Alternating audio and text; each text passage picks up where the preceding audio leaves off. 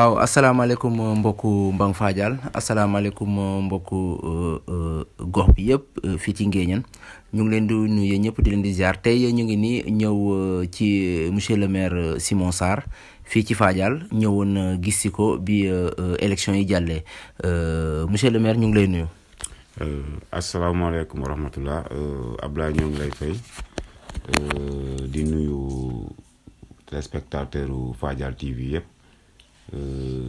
En général plus particulièrement di nuyu suñu dëkkandoo yu Fadial yi ak commune Nguéniène yëpp di la fay. waaw gis nañu démb nekkoon nañu ci ay élection mu jàll ci jàmm wax dëgg dem nañu ci biir bi Alpha jël élection yi léegi ñu lay laaj émotion boobu noo ko dundee woon. waaw alhamdulilahi rabbil alamin Ablaye bon je pense que émission bi bëriwul parce que bon je pense que compétition lañ nekkoon compétition bu nekkee ne yow mi compétir tu t'es préparé à toutes les éventualités parce que compétition da ngay am wala nga ñàkk heureusement sant yàlla ba nga xamee ne ñun on s'était préparé vraiment à ce que lu ñëw ñu xam ne ñëw na li gën a motiver loolu nag mooy vraiment gëm yàlla bi d'abord. Ensuite def suñu devoir. ñu defee loolu je pense la ci des mooy jour scrutin bi ñu xëy sangu ba set dem nekk ci processus électoral bi man mi mandataire laa woon ci sama centre de vote donc di suivre évolution bi aussi à travers toute la commune donc li may wax rek ci victoire bi mooy d'abord di féliciter le camarade Alpha Samb ci ndam li nga xam ne yàlla jox na ko di ñaan yàlla li nga xam ne aussi moo génn ci scrutin bi yàlla na nekk li gën ci communauté bi yàlla na nekk espoir boo xam ne dina réaliser wu parce que askan wi aussi je pense que bu ñu exprimer woo am na motivation am na ay raison am na lu bëri loo xam ne moo nekk ci biir expression boobu ñi ñaan yàlla rek ñu dem ba à un certain moment donné expression boobu le maire nouvellement élu Alpha Samb avec son nouvelle équipe municipale et l'ensemble du conseil municipal ñu mun ko matérialiser au bénéfice des populations et de la commune de Nguéniène en général. waaw nga nekk maire sortant tey am na yu bëri ya nga xamante ne xam nga ko ci commune bi am nga expérience tey boo ko doon jox tey ay naka laa ko mën a waxee sax boo ko naroon jox conseil tey yan conseil nga koy jox ci liggéey bi. waaw bon je suis maire sortant am na expérience boo xam ne étant d'abord avant tout conseiller municipal jóge foofu nekk maire premier adjoint au maire li ma koy njëkk a conseil rek mooy. Collectivité bi la municipalité c'est une équipe donc c'est pas un travail individuel boo xam ne maire war na ko mën a def wala mu féete woo ko d'abord mu xam ne équipe municipale la nekk te moom itam capitaine équipe bi la et que ñëpp xam nañ ne équipe capitaine bi rek mënut a jouer ba gagner kenn ku ci nekk dafa am rôle boo war a jouer mu fexe itam capitaine aussi dafay jouer loo ay collègues am donc il faut que mu am aussi leadership bu ko permettre aussi kenn ku ci nekk mu mun la jouer le rôle et de façon vraiment très très très efficace premier conseil bi ma koy jox loolu la beneen bi aussi mu xam le principe de la continuité de l'administration donc mu bañ a ñëw rek def table rase li fi nekkoon non damay beesal parce que dafay dal ñu bëri xëy na man mii di wax am na lu ma ci xam comme ni nga ko waxee donc aussi mu étudier dossiers yi en profondeur parce que ñun ñii di génn bàyyi nañ fa ay dossiers yoo xam ne vraiment c'est des dossiers yu mag a ay projets yu mag yoo xam ne ñu ngi ci nekkoon ci phase de finalisation yi phase d'exploitation yi phase de construction donc yooyu yëpp war na ko xool de fond en comble ba xam lan moo nekk ci biir projet yooyu et que aussi mu partager ko ak conseils yi nga xam ne yegsi nañu ak moom ak bureau municipal bi et que bon mu góorgóorlu li ma ko mën a conseiller daal mooy collectivité yombul c'est très complexe man mii wax naa ko ci ay interview yoo xam ne weesu nañ ko candidat en 2014 boobu j'étais très jeune encore mais bi ma ñëwee bi am responsabilité itam xam naa ne xëy na bu ñu ma joxoon mairie bi en 2014 charge bu mag a mag la naroon nekk sama kaw mbagg yi et que nit moom boo laajee ba nit ñi xel la jox nag da nga war a doxal donc mu xam ne rek li koy xaar yombul waaye bon Alpha Samb je pense que nit la koo xam ne aussi xam naa ci moom sociabilité xam naa ci moom proximité ba nga xam ne loolu ay critères la yoo xam ne ak ay melokaan yu maire war a am jege sa askan di leen di déglu di partager ak moom ñoom yenn moment yi xam ci li ñuy yendu ak ci li ñuy fanaan loolu mooy li ñu njëkk a soxla ci maire parce que boo gisee pouvoir décentralisé état jël loolu yóbbante dina ko ci yóbbu ko ci gox-goxaan yi am kum ko denk c'est parce que aussi état dafa sori par rapport communauté bi nga xam ne ñu ngi fii donc loolu maire bu ko comprendre rek je pense que sa administration mun na mucc ayib. waa tey képp kuy yeewoo ci commune Nguéniène bi tey yan loo ko mën a conseiller ci wax dëgg élection yi nga xam ne am na ak engouement bu mu amoon. waaw li ma mun a conseiller mooy tout d'abord le principe vraiment de l'adversité ñu xam ne politique kujje la et que ku bëgg a def politique da ngay nangu kujje googu bon souvent dafay am ay attaques yoo xam ne c'est des attaques ciblées des attaques verbales bu nga xam ne agression verbale lay mujj nekk sax ñun ñi dañ koy subir à tous les niveaux tous les jours bon nit ñi danañ la waxal loo xam ne yàlla xam na ne xamoo sax lu ca nekk yégoo tinoo mais nag nga d'accord ne rek dañ la jox ay responsabilités et que nit ñu baax ñi nga xam ne ñoo fi nekkoon sax ba jóge fii nekkoon sax ci li nga xam ne sax yàlla da koo gërëm dañu amoon ay façon dañu nekkoon ci biir communauté yoo xam ne noonu lañ doon fonctionner ak ñoom li may gën a ñaax nag askan wi mooy ñu xam ne ñun ñoo bokk commune bi ñun ñoo bokk dëkk ay dëkkandoo lañu ay mbokk lañu et que kenn ku ci nekk da nga war a jàppe sa morom ni sa bopp ni sa morom jàppe sa morom ni sa bopp parce que loolu rek moom moo ñu mun a jëmale kanam encore ñu xam ne aujourd'hui surtout maa ngi koy wax sama benn frère sama benn collaborateur boo xam ne mu ngi ci équipe Alpha Samb bi ma gis ne xëy na communication bi toujours ci réseaux sociaux dafa mel ni nit ñi génnaguñu ci étape boobu et aujourd'hui dafa am ñoo xam ne ñun ñoo nekkoon ci ñun ñoo nekkoon les acteurs les administrateurs locaux ba nga xam ne amuñu woon jotu di polémiquer ñoom ñuy doog a yegg si aussi gis naa ne xëy na am na ñoo xam ne ñu ngi continuer xëy na di polémiquer et que tey jii beneen mbubu la ñu sol dañu war a ràññee mbubu boobu xam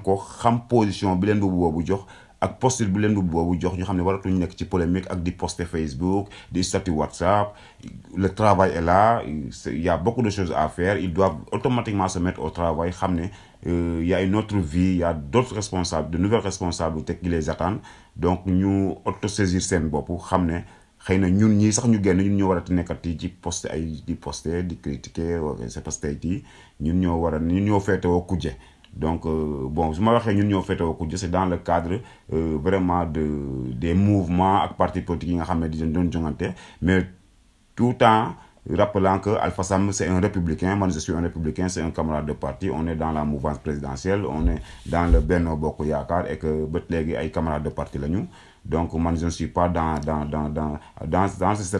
cette mesure je ne suis pas dans l'opposition je suis toujours avec le président de la République je suis dans la mouvance présidentielle Alpha Samb est dans la mouvance présidentielle mais équipe bi surtout àndoon ak ñoom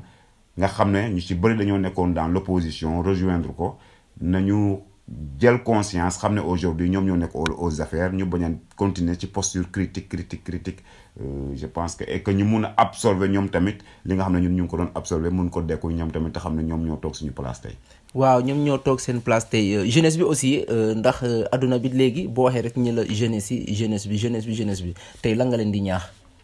bon li may gën a ñaax jeunesse bi mooy parce que dama am lecture bu ma def laa ci dimension yu bari avec la jeunesse. ci élection yi weesu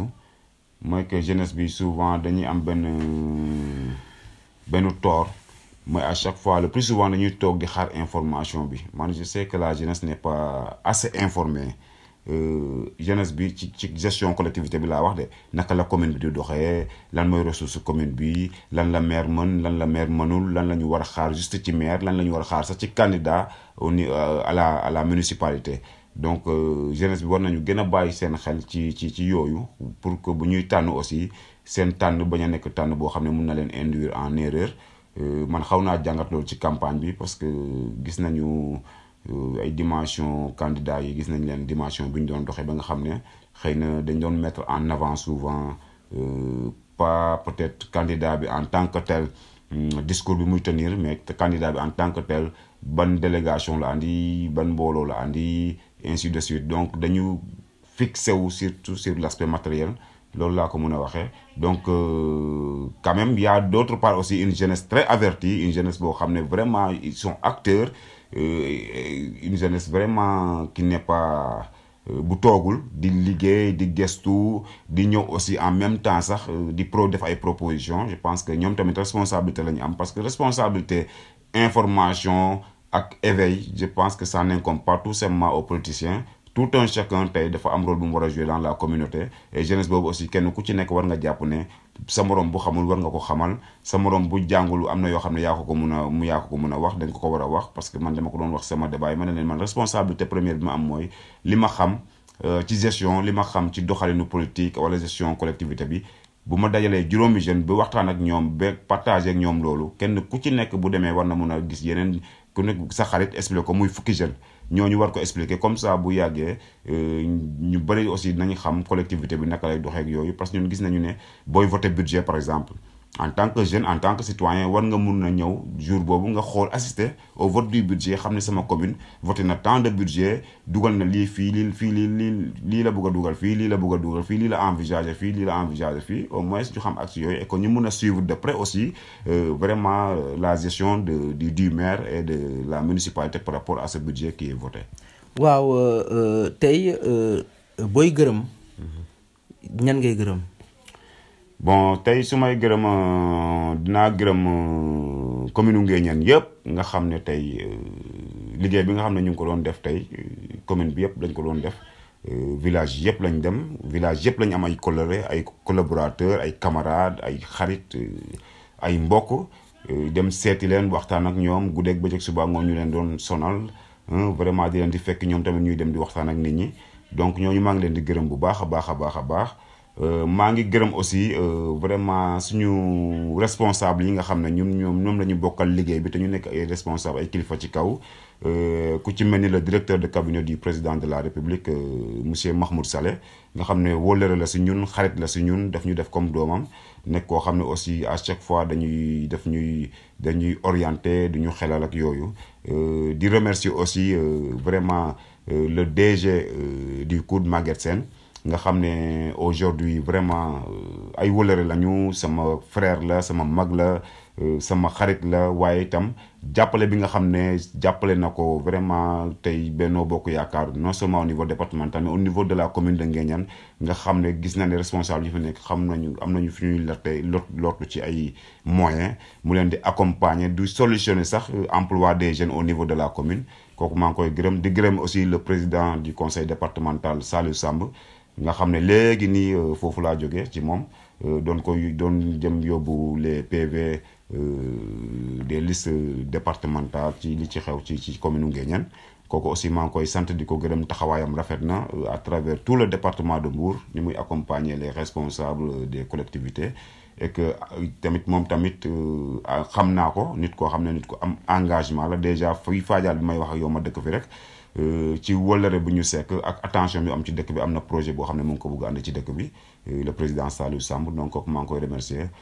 Di remercier nag laay vivement Fadial. maa ngi sant waa Fadial bu baax a baax a baax, maa ngi sant waa Fadial maa ngi leen di gërëm. Encore damay réexprimer sama fierté dëkk fii ci dëkk bi, parce que aussi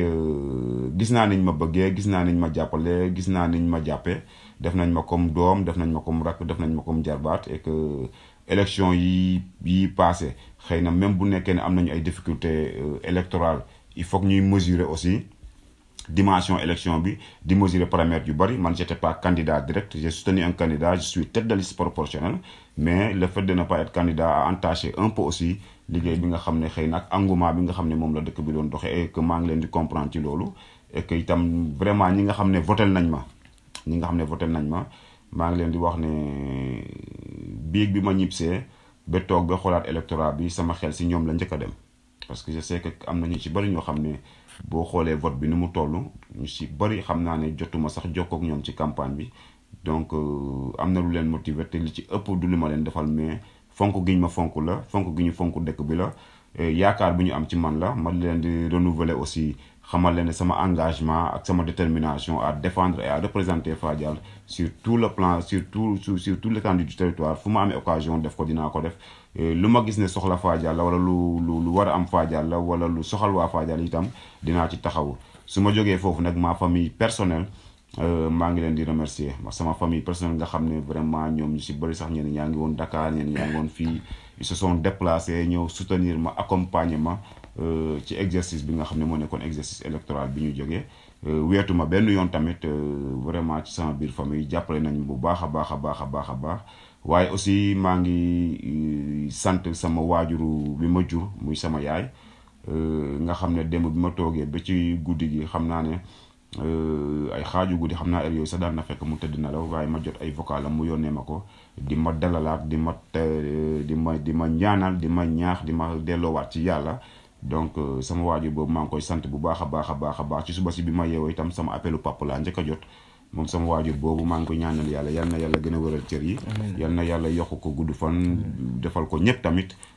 ba xëy na lépp loo xam ne yéene nañ ko ci waajur yi muy man muy yow ñun ñu fi nekk ay jeunes yal na ñu yàlla kattanal ubbil ñu buntu wërsëg yi te barkeel ubbi suñu xel yi ak suñu xol yi ba ñu mën ko defal suñu waajur yi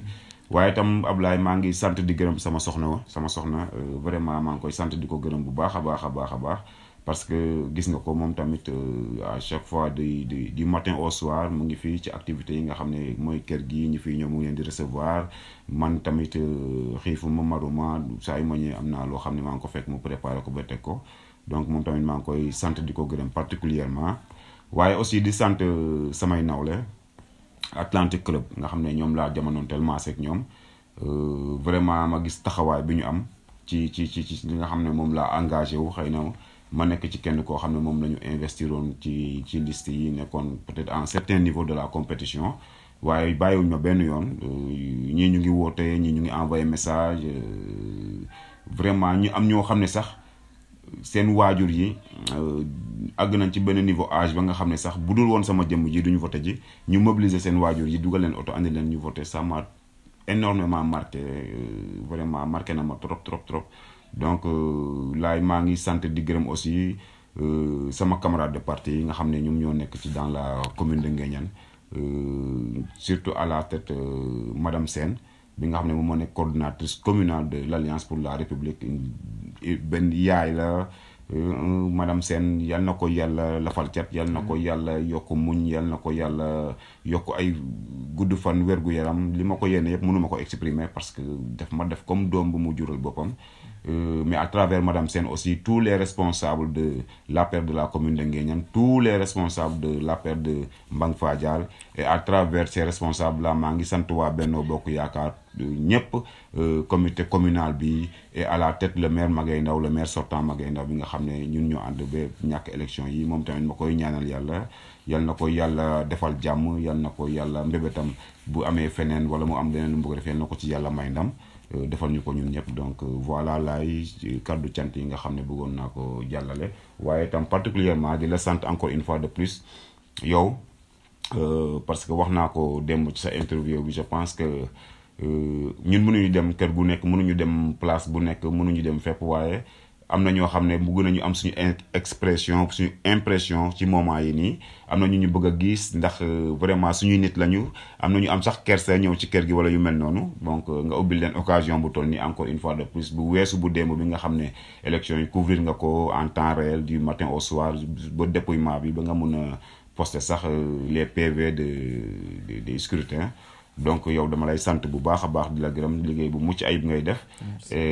tey aussi ñi nga xam ne am na ñu ma woo ba bitim réew je pense que bu ñu sañoon xëy na mun nañ ma woo bëgg a woo WhatsApp wala ak yooyu di xaw a gêné wu et que lii c'est une occasion boo xam ne dinañ ma gis physiquement que maa ngi si jàmm ak salaam bon le moral est bon dafa mel ni daal buy am différence su